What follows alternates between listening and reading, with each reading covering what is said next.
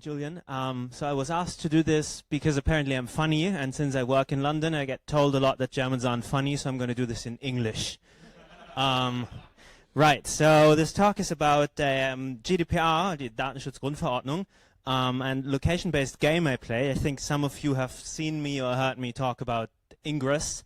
That's a location-based game by the same company that has done Pokemon Go. Well, they've done it after Ingress. And essentially it's an augmented reality game where you walk around in the real world. You are the player. And it's very much about exploration and about social stuff. You meet lots of people. It's not unlike the Perl community, really. And I kind of see it as the art of taking detours. Like wherever I go, I play and then I wander around and get lost, but I'm not really lost because I'm seeing stuff.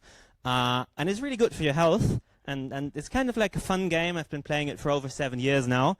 But, you know, there's a lot of data that they collect. When they started out, they were part of Google. Now they're separate, and they've got 3 games now: Ingress, Pokemon Go, and Harry Potter. And they've just announced something really weird, something else that I forgot what it is. But it's so they collect a lot of data, and you know, GDPR request, we could do that. You know, we can ask them what kind of data do they have about me. We could technically also ask them to delete it, but yeah, why would I do that? That's kind of stupid. Because I want them to have that data, right? Because the game's for free, so apparently I'm the product, so I don't really have a choice. All right, so what I can do is I can send a right of access request, which is a very generic letter. Dear Sir, Madam, I'd like to give you my I'd like you to give me my data because you have to. This is my account. Thanks. So I've done that, and then like a month later, I got a zip archive. Well, I got an email that had a link and another email that had a password. And behind that link, there was this archive full of mostly CSV files. So there are loads of them. Some of them contain current information about my current situation in the game at the time when they took the snapshot. So that's fairly useless.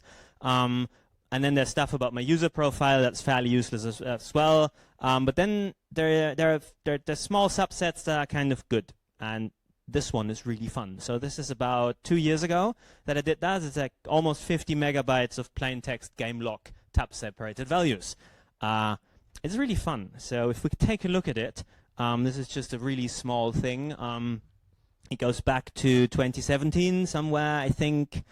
Given the coordinates, that should be in Berlin, where I did stuff. So I fired some weapons in the game. I walked around. I went somewhere else. I hacked the portal. I did stuff.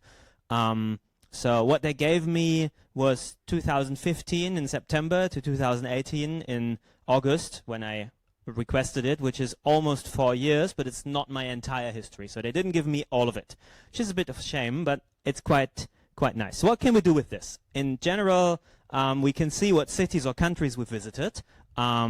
We can, for example, see where am I a lot. Like I always interact with this one point of interest on the map. Probably I live there. Right, or I work there. I can compare this with my Google location history that I've got on, obviously, because I want to know where I've gone. And compared to Max, for example, who looks really horrified right now, I don't really care what Google knows about me because I don't really have a choice anyway.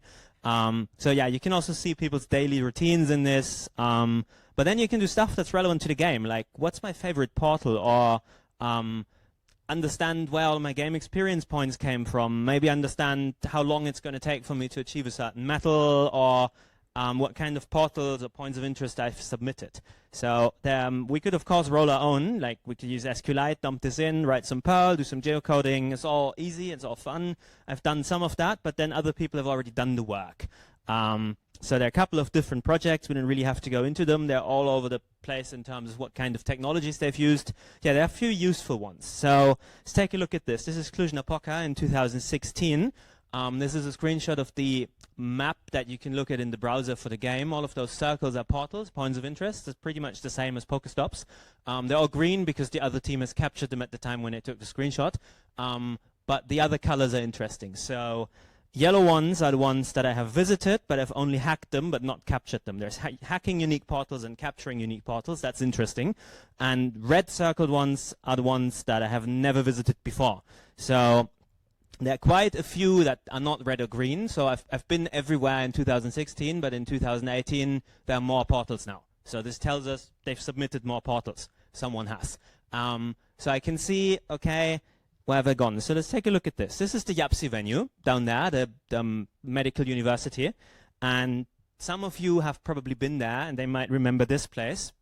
I've spent Saturday there, the entire Saturday, and left a lot of Romanian currency there on that day. It was really great.